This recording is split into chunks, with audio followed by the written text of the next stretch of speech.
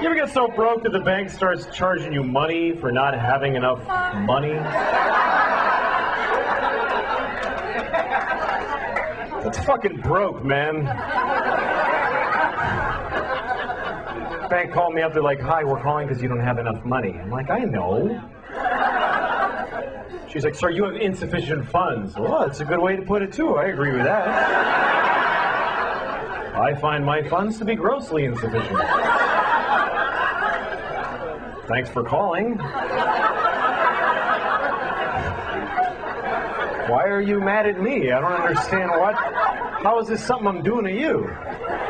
She's like, sir, you only have $20. That's not enough. You can't only have $20. I'm like, look, I'm not being broke just to fuck with you. I just really don't have any money. I'm not trying to be a dick. My life is shitty.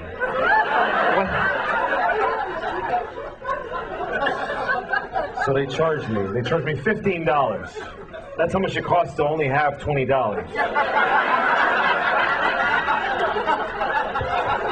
But here's the fucked up part. Now I only have $5. You ever have negative money? That's depressing, isn't it? You look at your bank account, negative $10. That's how much I have now. Negative 10. That means I don't even have no money now. I wish I did. I wish I didn't have anything. I wish I just had nothing, but I have less than that. I don't have none. I have not 10. I can't, if it's free, I can't fucking afford it. Somebody could come up to me, take this, it's free. Fuck, that costs nothing. I can't afford that. That's more than I have. I gotta raise $10 to be broke. That's where I'm at. That's not good. That's bad. That's how different it is to be rich than it is to be poor, because when you're rich, the bank pays you for being rich. If you have a lot of money, they give you money because you have a lot of money. They say, you have so much money that we should give you some. Because you have a lot, you should have more. Here, take more money. Take this guy's 15, fuck him, you should have it. It makes perfect sense. He doesn't have enough, you have a lot. Hello and welcome to this edition of TZM Global Radio. I'm your host for today, James Phillips from the UK chapter of the Zeitgeist Movement and TZM Education. Hope you're doing well out there. Some of you may well be getting that feeling of deja vu, considering this show has aired previously, but it only ever made it to YouTube because of technical difficulties, so only 12 minutes of it actually made its way onto Blog Talk. So I'm going to replay that show for you today. Apologies if you have already heard it. Hopefully it will still be of use to those of you out there who haven't, and also a welcome revision for those of you who have. I've been missing from the radio show circuit for a little while now. Maybe some of you have noticed. You want to stroke my ego. No, basically I've been doing a whole life shift, which I'm going to be doing a radio show on soon, but it has taken an exorbitant amount of time. So once that is done and out of the way, and once I finish my 8 lecture series that I'm giving throughout this year, and TZM Education and everything, I'm going to be hitting the airwaves with a vengeance to get all this material out to you guys. Hopefully you'll find it of use. Also, the first civilization is complete, but needs to be organised and put out online, and when it is, hopefully it'll be released through the website so you can get the audiobook for that. So that's on the way. As I'm sure all of you are aware, Z-Day is just around the corner. It's not too late to submit your event to the main website. So if you go to zdayglobal.org and submit your event, then that would be great. It doesn't have to be a big lavish ceremony. It can be something very simple, just given in your local community centres, houses, whatever it is, to get this information out to people. I used to do front room presentations for people a couple of times. So it could be just that. It could be just sitting people down and watching the documentaries, or one of the documentaries. So, think about it, guys. And also, even though it's taking place on the weekend of March the 15th, if you're going to a Z-Day being held in one of your local cities, when you go back to your own town, maybe run your own Z-Day the following day. What tends to happen a lot here in London is that people come from all over the UK to the London event, and then they go back home and they never have an event at home, which is not really the idea of grassroots activism and really the notion of spreading the message far and wide and using our local communities and local chapters to do that. So I would encourage you as much as possible to do that, guys, if you can. Okay, so I've cut in long enough on this radio broadcast. I'm going to return you to the pre-recorded radio show to allow my past self to give you your future present. Thanks, guys. See you soon. The opening for today's show was a bit by Louis C.K., a really great comedian. Strongly recommend checking his stuff out. This particular piece was about the absurdity of the monetary system that we all have to live with. The idea that if you have lots of money, then generally you should have some more money because you haven't got enough. And it should generally come from the people who don't have any money, because they obviously have lots to give you. Just for the fact that you have money, you don't have to work for it. Just, you've got money, so you should have some more. It's a very funny point. Of course, if it wasn't so horrifically tragic in its actual physical effects with the global pyramid of financial structuring that we have on this planet currently, as I'm sure all of you are very well aware of. But it is our financial system that creates this structural imbalance and structural classism, if you will. Which leads me very nicely onto today's show.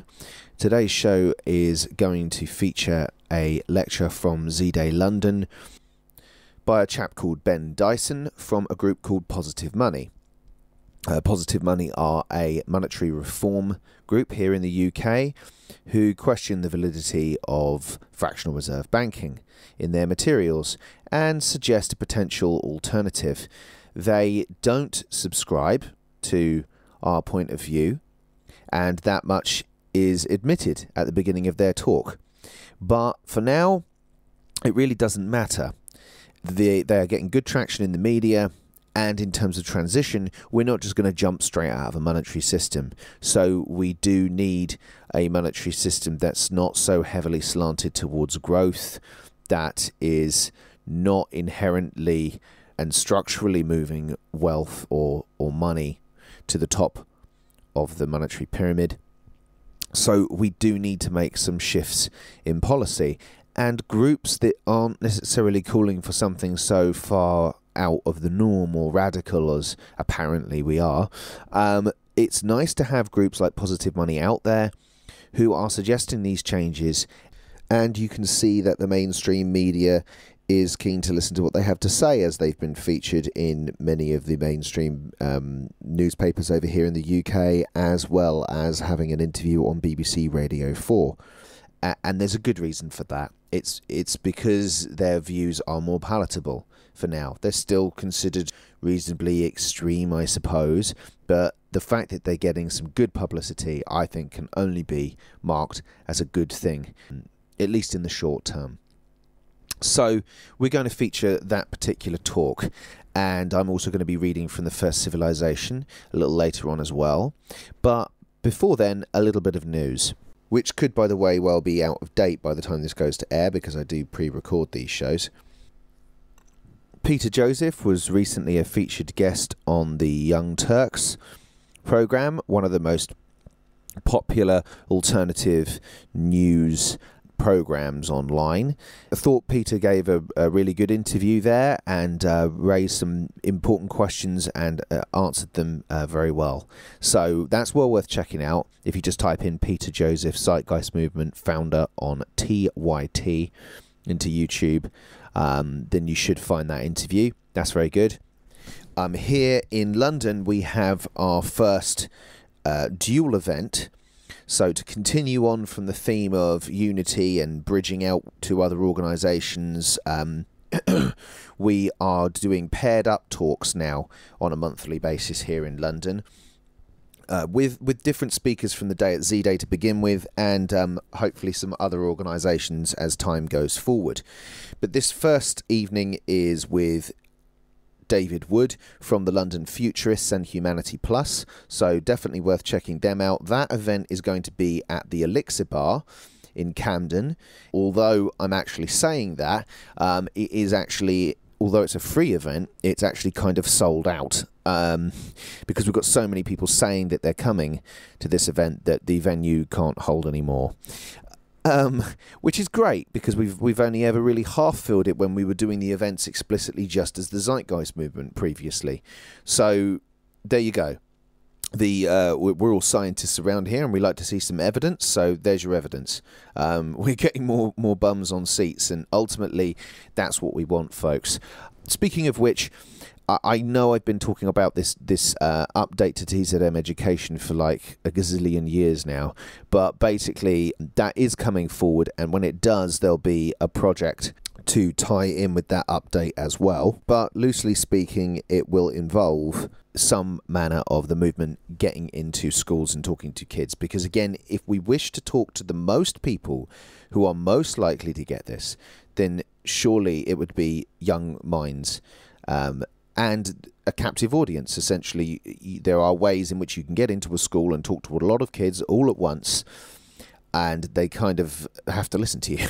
So it's a great move. When you think of some of our other activities, which can be rather hit and miss, this one is always hit, and I've got the evidence to prove it. But I will talk a little bit more about that in the future.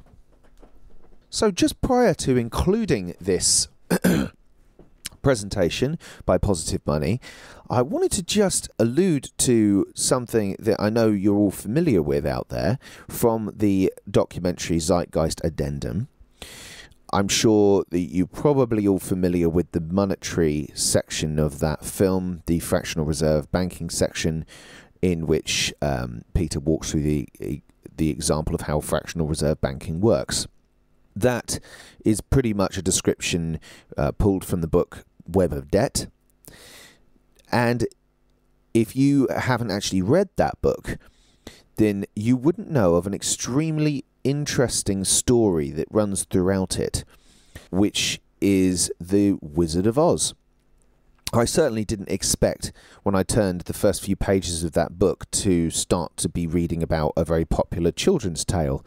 But nonetheless, I was, because the Wizard of Oz is not what you think it is.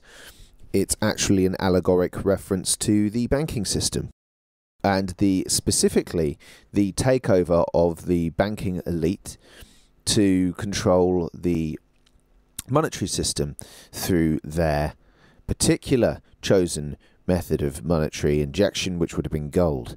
Now, I mean, there is some conjecture as to whether the author Frank Baum actually meant this when he wrote The Wizard of Oz, but I think through association and also his political affiliations, it seems incredibly likely that he was alluding towards a political stance with regards to the Wizard of Oz. Some very interesting points to note about that would be, what colour were Dorothy's shoes? Now, whenever you ask someone this, they always say ruby, because that was the colour of her slippers in the film, of course. But actually, in the screenplay, in the actual book, Dorothy's slippers were silver, because the currency, at least propagated by the populists in the 1890s, was that of silver. They wanted to use silver to create the currency, to have a peg, if you will, for the currency. But the bankers' system was gold. Now, when you look at those in the context of the Wizard of Oz, by the way, Oz stands for ounces, then you look at Dorothy's situation in Kansas, and she lives in a bit of a Dust Bowl farm and what have you, but you know, it's kind of real. towards reality. And she's swept up in this tornado and taken off to this magical land where all she has to do is follow the yellow brick road, the golden brick road. Along that road, she will meet the Scarecrow, the Tin Man, and the Lion. Now, the Scarecrow has been alluded to a couple of things. You could take your pick between these, or it could be both.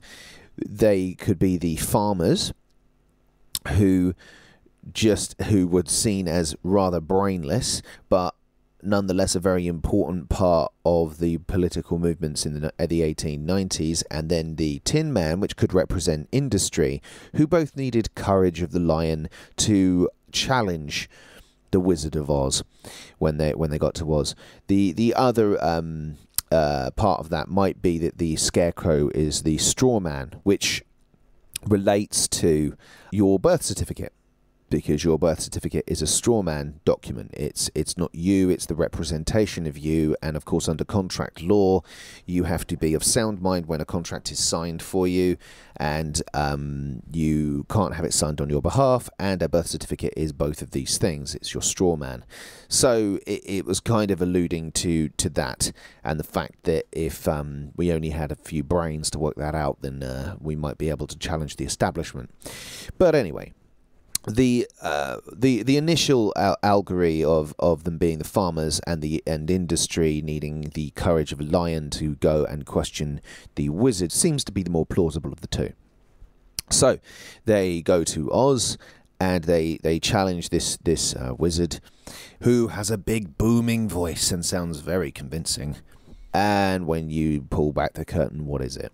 It's just a little man sitting there pulling some strings, who admits that he's not that great a wizard after all. And of course he represents the global banking elite.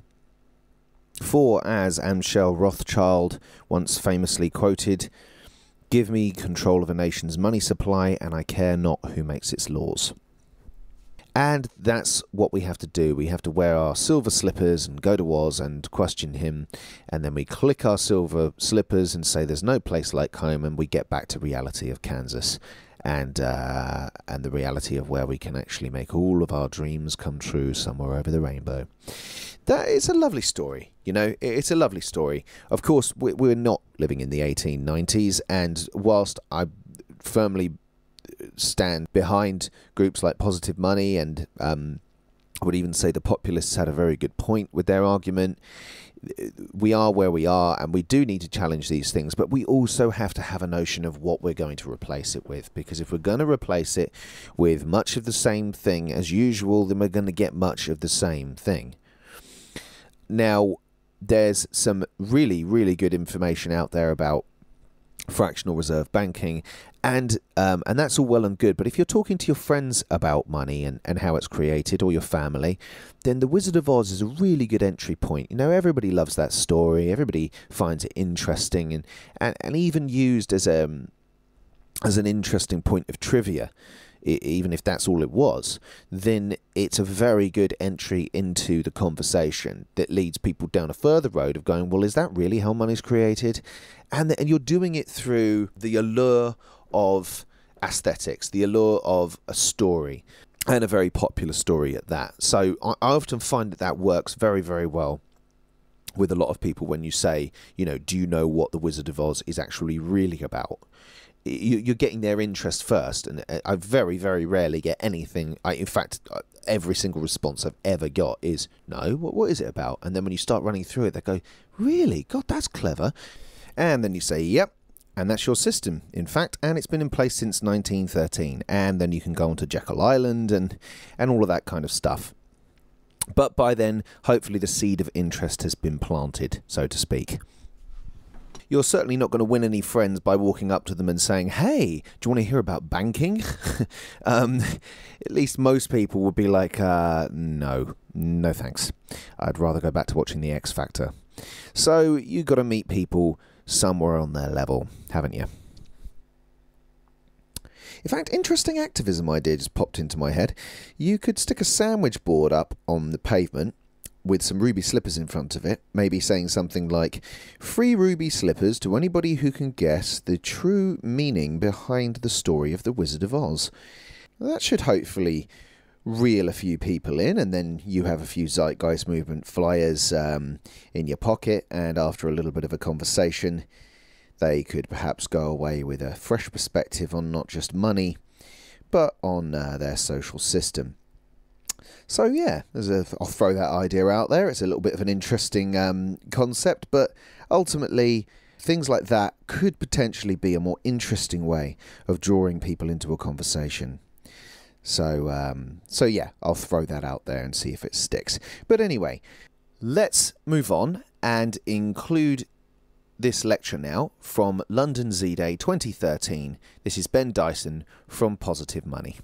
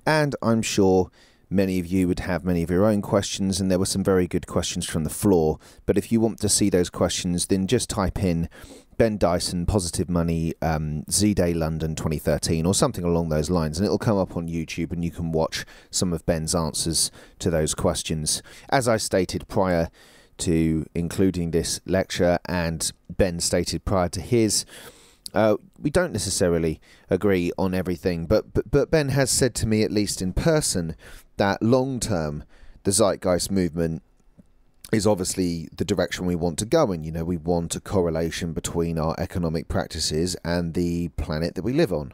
That's common sense. I think Ben just feels that money is a tool and an instrument for exchange, and if it goes back to being based on that rather than all of the fantasy land stuff that it's based on now, then that's a good thing. And maybe Ben would argue for resting there. I don't know. I haven't discussed it in that much detail with him. But ultimately, we feel as the Zeitgeist Movement that you do need to go further than that. That money is the corruption. It's a scarcity reinforcing mechanism. It's a divisive mechanism. It has no real tangible scientific attachment to the intelligent management of our resources, and it will eventually need to go if we're going to have a sustainable, steady state economy based on true efficiency and the intelligent management of the Earth's resources. Ultimately, it's going to have to go one way or the other. But of course, it will have to go technically. It will have to be done away with in a very real and practical way, i.e. the very nature of why we use a monetary system will have to be overcome technically, as we're all very well aware, at least on this, at least the people listening to this radio show will be very aware of. Okay, and this leads us to the last portion of today's show.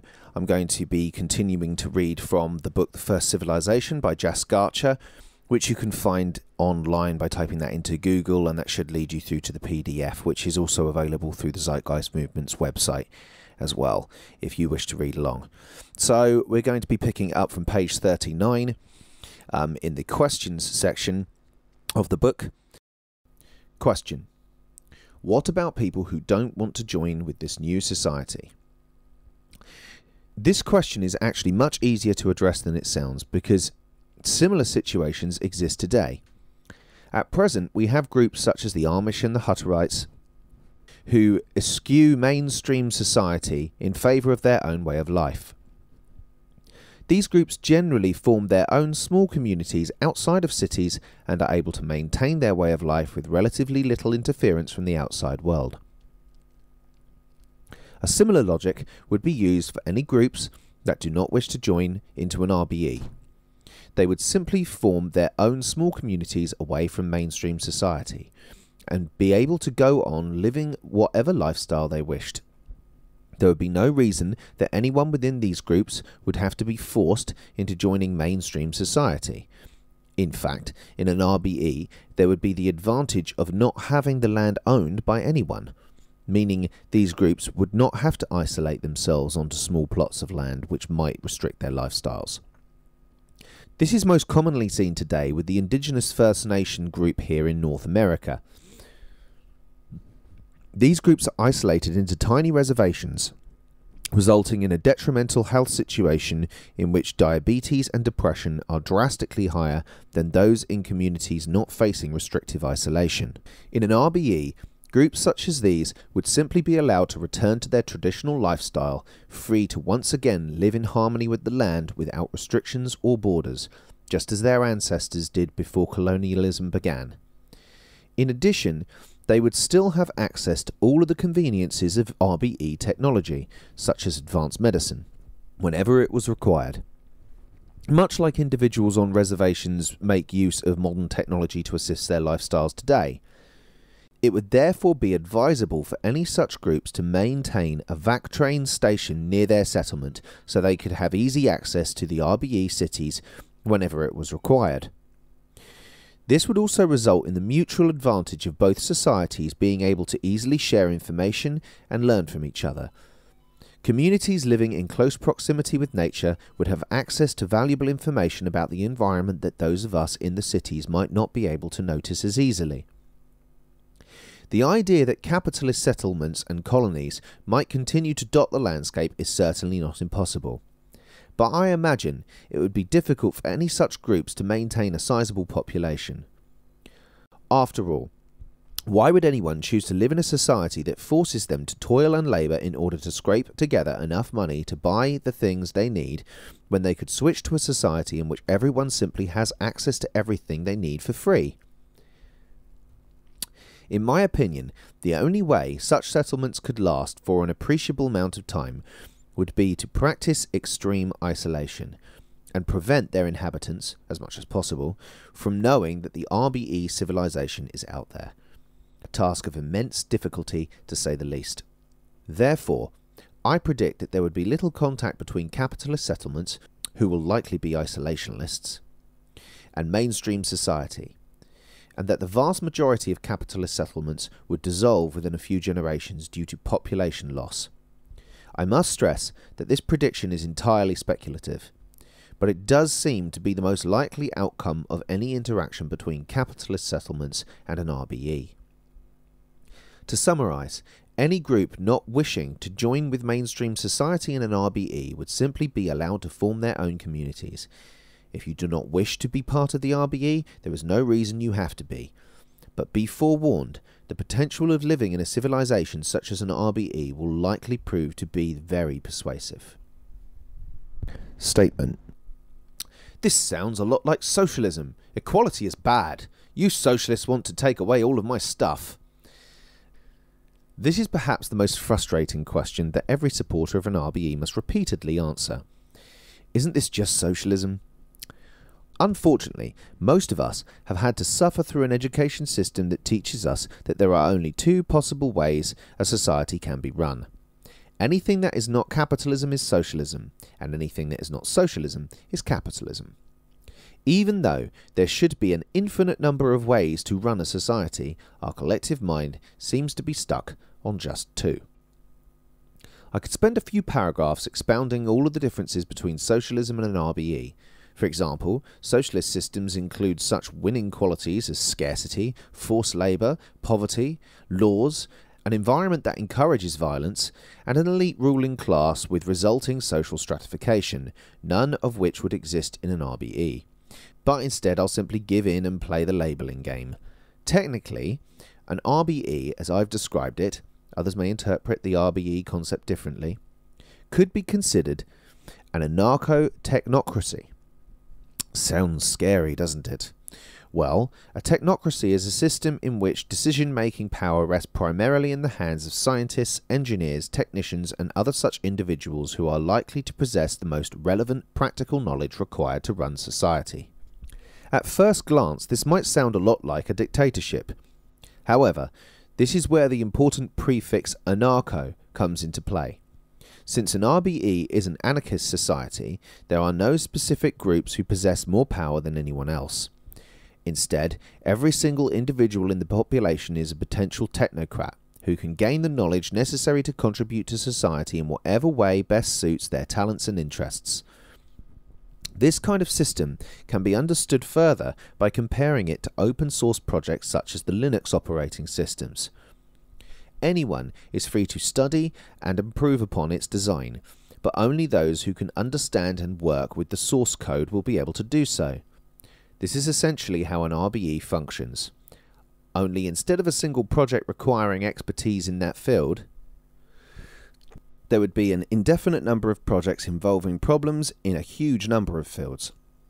So whilst this system might superficially resemble socialism with its emphasis on equality, it avoids the pitfall of placing dictatorial power in the hands of a small group. In fact, the very presence of a ruling class of any kind means that the society in question cannot be considered to be truly equal, since there is a group that has access to far more power and influence than the rest of the population. This means that the archetypal examples of socialism that people are most likely to point out as evidence against equality, such as China, Cuba, and the former Soviet Union, are not even valid examples of equality. It never really existed in these countries. This leads us directly to the assertion that equality is bad.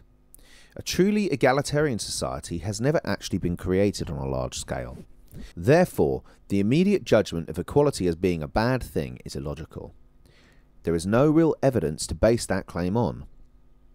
I should also remind you of our discussion in the previous section about the numerous benefits equality brings to both the individual and for society as a whole.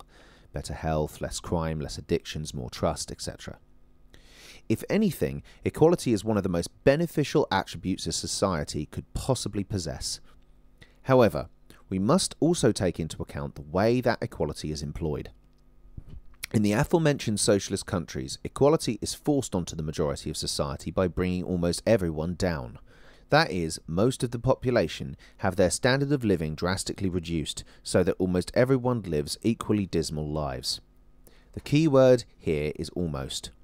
Let's not forget about the ruling class that ultimately controls the lives of the remaining population, and generally enjoys a much higher standard of living. However, in an RBE, equality is produced by actually elevating everyone to the highest standard of living possible. This is an absolutely crucial difference that needs to be recognised.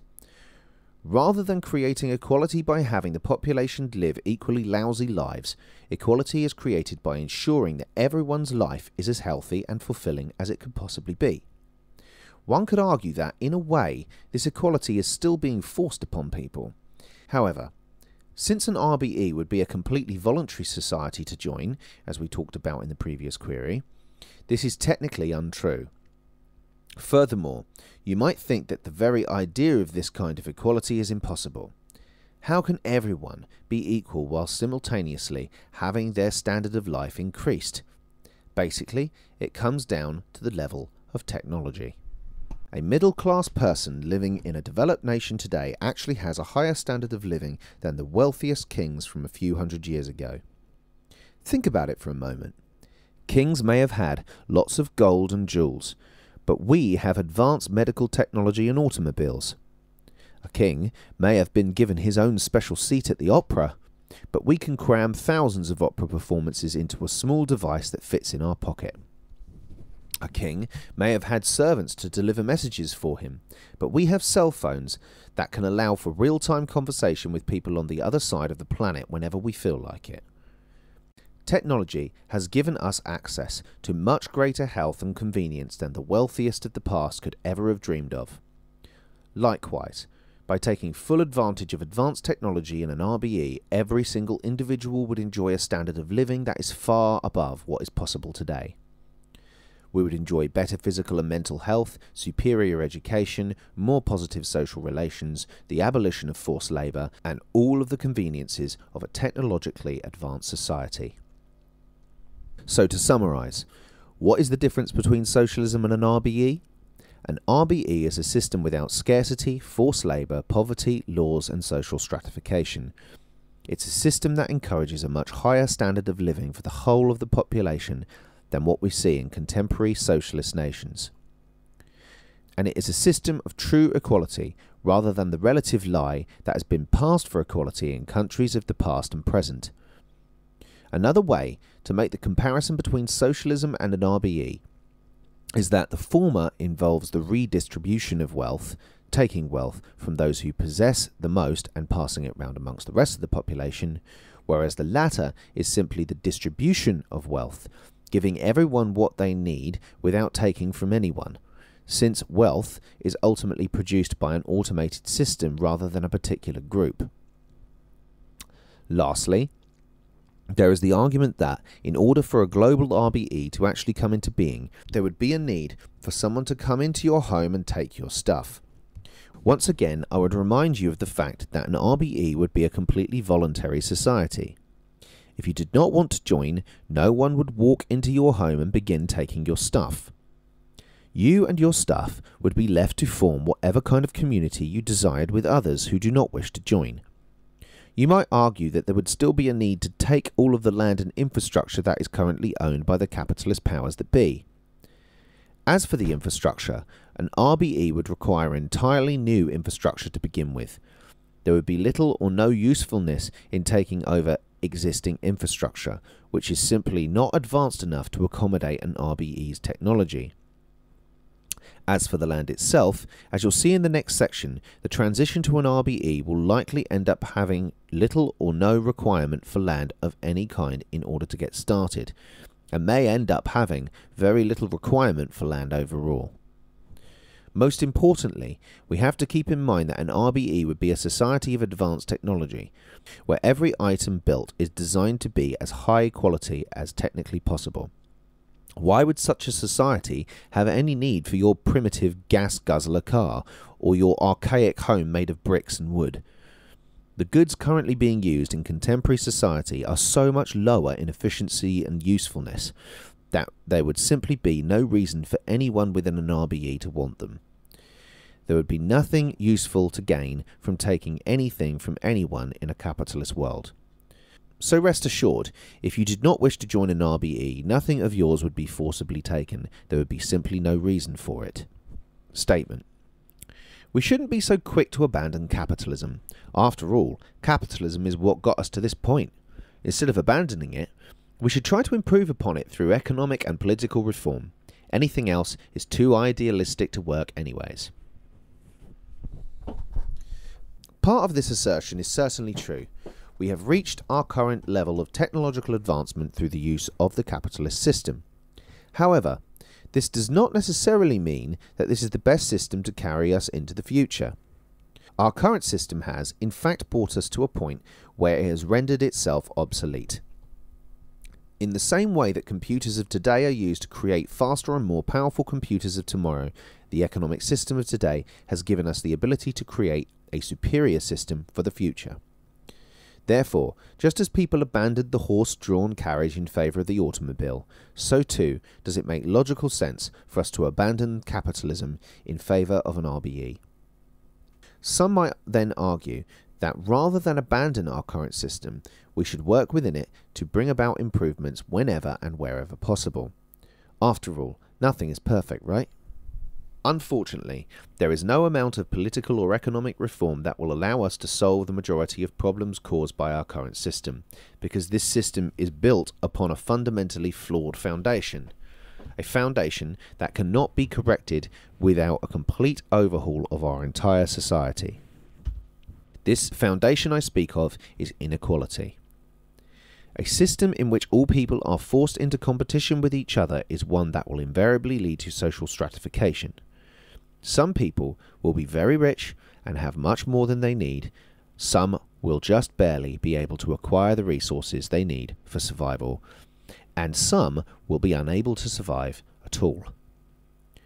We saw in the previous section that inequality is responsible for the prominence of virtually every social problem that one can think of, whereas equality leads to the near universal improvement of these social problems. Therefore, it is in the best interest of any society that is actually concerned about the well-being of its inhabitants to maximize equality as much as possible.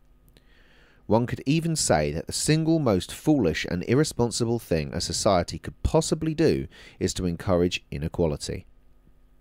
Unfortunately, inequality is a foundational aspect of our current system. This, then, is my fundamental criticism of capitalism. We cannot hope to solve the myriad of social problems plaguing our world unless we can rid ourselves of inequality. And therefore, it is only logical that we rid ourselves of the system that perpetuates this inequality. Creating an economic system structured around inequality is the logical equivalent of building a house out of wood and termites. The very structure of the house constantly eats away at itself, thus leaving the building in a state of perpetual instability and crisis. Perpetual instability and crisis seems to provide an accurate description of the state of human affairs for some time now. An important point to mention is that this opposition to capitalism has nothing to do with being outright anti-competition or pro-equality. It is simply a matter of taking the most logical course of action possible, and replacing that which does not work with something that actually might. Capitalism runs on and encourages inequality, and inequality fuels virtually every social problem in existence, and so the original source of inequality must be removed. In fact, my entire argument against capitalism can be overcome if either of the following points can be shown to be true. 1. Capitalism is capable of creating, maintaining and advancing a society without inequality or social stratification of any kind. 2. Inequality is socially superior to equality. That is, inequality solves social problems and leads to a more humane and functioning world than does equality. Fixing some of the problems with capitalism would not necessarily result in the creation of a better system than an RBE.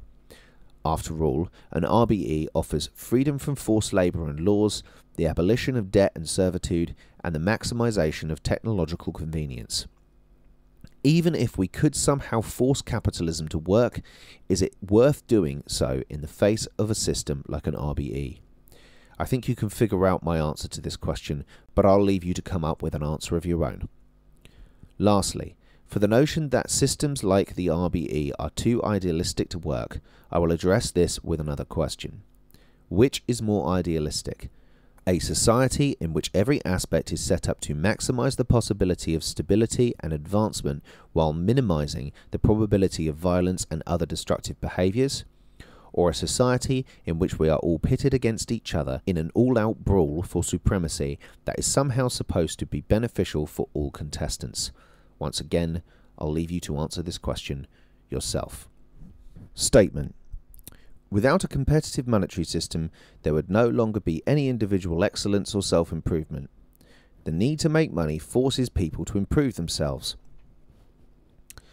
One might argue that a system based on equality without the forceful motivation of money would be one in which there would no longer be any individual excellence or self-improvement. After all, doesn't our competitive monetary system force us to improve ourselves and become better people? I would have to argue that the truth is, in fact, the exact opposite.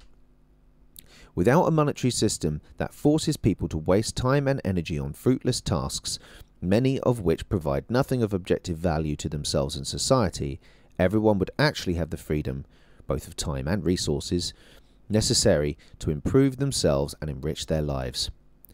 Consider once again how often people pursue hobbies that actually carry immense costs in terms of money and time, but are often far more fulfilling and central to a person's life than their occupation. In a real way, what we call self-improvement in today's system is often an illusion. Improving one's ability to accumulate money and things may or may not result in objective self-improvement. That is, improvement in one's physical and mental health, or in skills which are of practical, artistic, or spiritual benefit to the self and to society. In this regard, the monetary system is the ultimate enemy of true self-improvement and stagnates the improvement of society as a whole. And we're going to stop reading there on page 44, just before the question, why do you want to get rid of my country? Is sovereignty not important? Always one of my favourite questions to answer. But we'll leave that for the next radio show. One thing I would say about one point made in there about the wholesale destruction of capitalism or overturning of it, made there, and a very excellent point about inequality. I couldn't agree more. You can't expect to have a healthy social system that is literally based on creating inequality and expect it somehow to create equality. That's obviously foolhardy.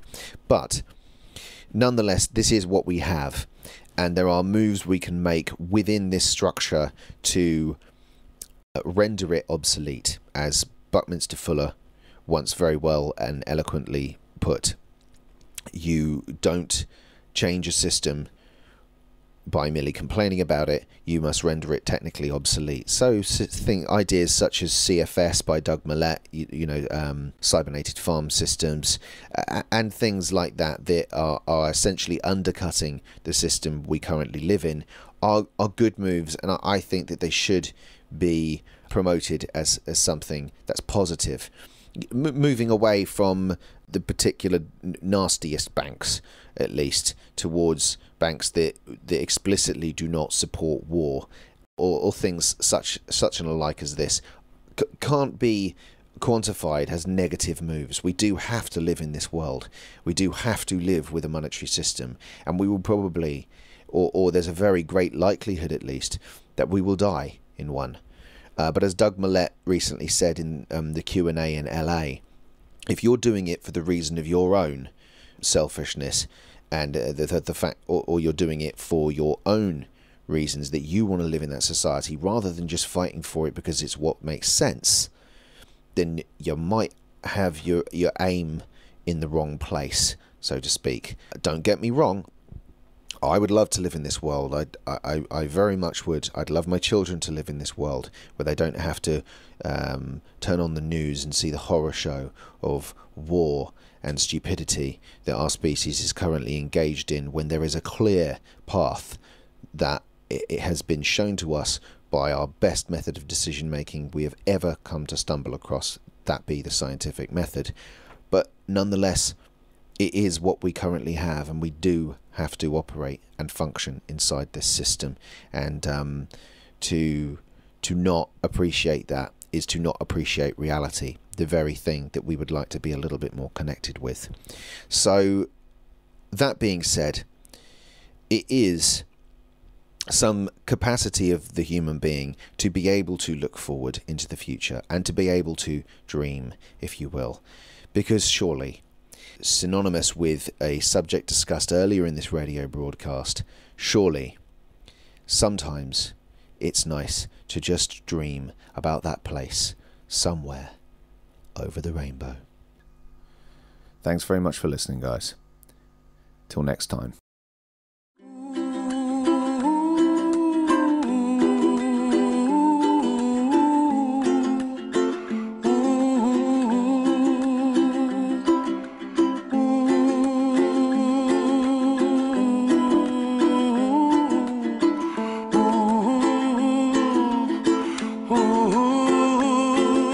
Somewhere over the